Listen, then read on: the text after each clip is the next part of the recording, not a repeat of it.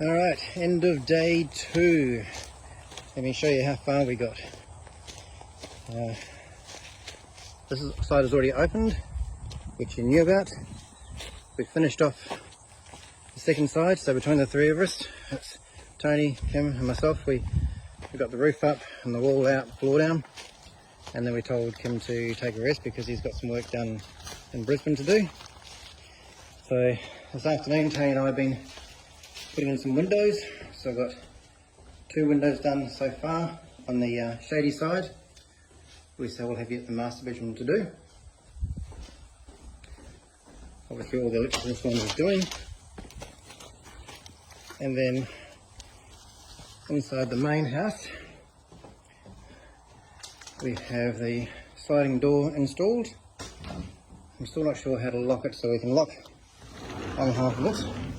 The doors are not having instructions, so I can lock that. Oops. And the door seals. But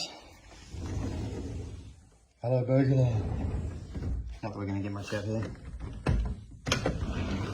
And we put in the kitchen window, and we have sealed up our first wall.